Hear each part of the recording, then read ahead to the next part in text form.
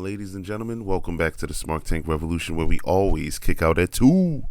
I am your benevolent host, Mr. Donnie Wonderful, aka Big Time Donnie. And in the midst of recording some audios, which I do voiceover work, I decided to take some time out and share my thoughts on what happened in wrestling this weekend. As of right now, as when I'm recording this, it is Sunday. Well, actually, it's Monday morning. Early Monday morning. So we have Raw tonight. And I can tell you one thing. I still have a hangover from Friday. Man. It's been Survivor Series season. And this weekend, the weekend before Survivor Series, is when I usually binge and watch a lot of old Survivor Series of the 90s. I always start there, and I just pick out a few matches, but I mainly focus on the Survivor Series matches themselves, and then I transition slowly over to the 2000s, and I reminisce on the build-ups to these and the hype and the excitement around them.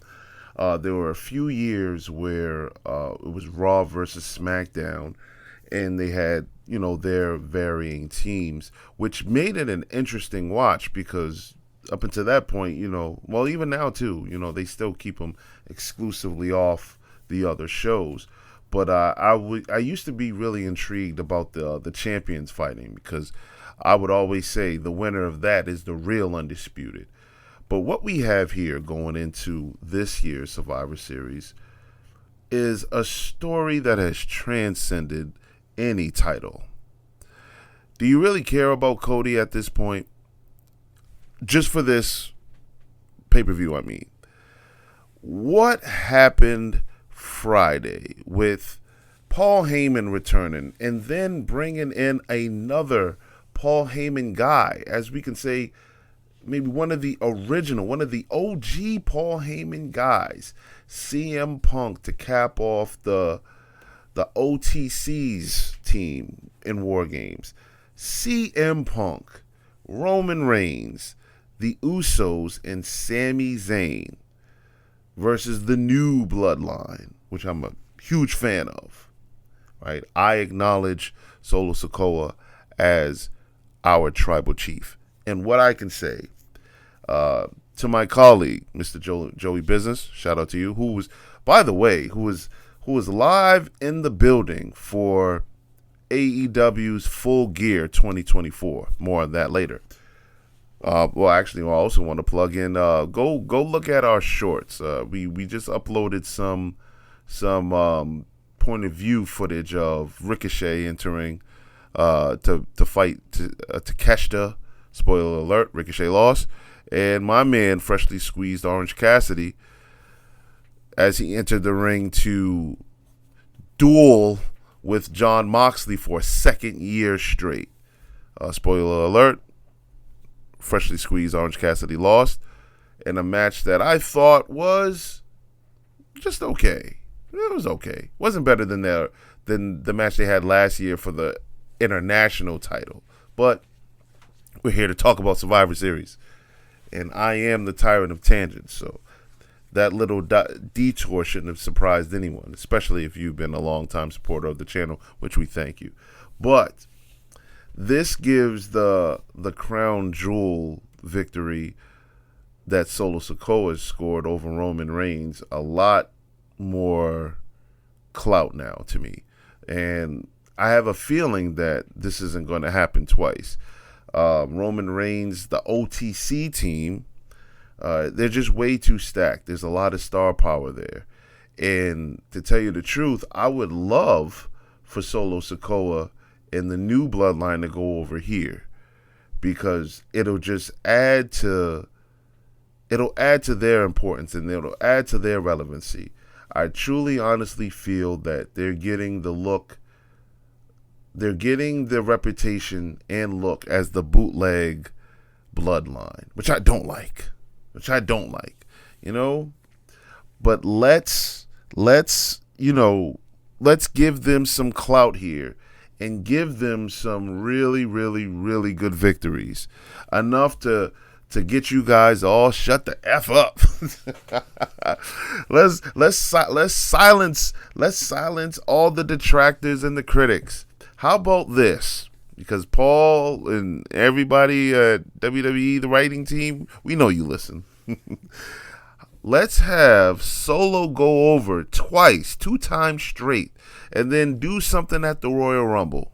You know, where another clash, where they have a match, and then somewhere during the Royal Rumble match they clash again. Let's keep this thing going, because one thing that we learned, especially dealing with this bloodline angle, is that long-term storytelling has worked flawlessly for this group here. Not to mention, we got Dwayne "The Rock" Johnson, one of my favorite Usos, still lurking somewhere. You know his return looms. There's a lot to, as my colleague would say, there's a lot of meat on the bone here. A few years ago, I don't remember which one. Maybe it was WrestleMania 39. I believe it was Paul Heyman, or maybe it was Paul Levesque that said, we're just in the 3rd inning. I'm really starting to believe it now. I had skeptic eyes when he said that. I don't know where else you go from here, but, let's just keep this group together. But, all things come to an end at some point, but let's keep this one going. So I'm calling it right now, without looking at any dirt sheets or any spoilers. I'm calling for a victory from the new bloodline so we can look even stronger. So all of you pundits can start getting used to Solo Sikoa as the new tribal chief and the real head of the table, because that's exactly what he is right now, despite dressing and talking like a villain from Gotham. There is no Batman to foil this plan, and I'm hoping for major drama this week as we embark on, what is this? Survivor Series? I don't know what number this is. 2024 Survivor Series. Guys in the comment, tell me how many years Survivor Series has been happening. Nevertheless, despite the years, this should be one of the best ones. The card is actually stacked, but we're focusing here on the bloodline battle.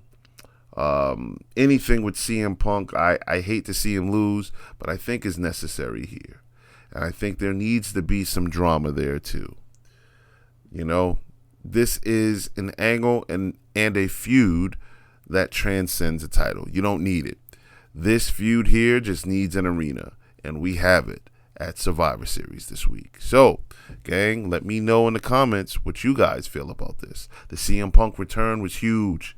The Paul Heyman return was huge. They did it at the right time.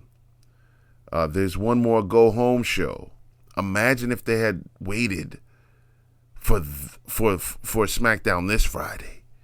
Said, all right, CM Punk is wrestling with us tomorrow. Now, still, regardless, I thought it was executed perfectly. Don't hate on me because I want to see them lose. I'm really trying to back Solo Sikoa, man. Come on, man. We need that other super villain. I was a fan of the Tribal Chief, the OTC. I really am. I still am. But let's keep this thing going, man. What did D.L. Hughley say in one of his stand-ups? He said, usually I don't do this, but let's go ahead and keep the party going. That's exactly what I want to see. So don't forget to like the video, share it to all your wrestling fans and compadres, and comment, Let us know if you agree, or you can just roast the hell out of me. Let's all, we're grown here. We can take it. We appreciate you guys engaging with us, because we definitely will engage back with you. Respectfully, So, this has been Donnie Wonderful, and I promise I will be back sooner than later. Peace.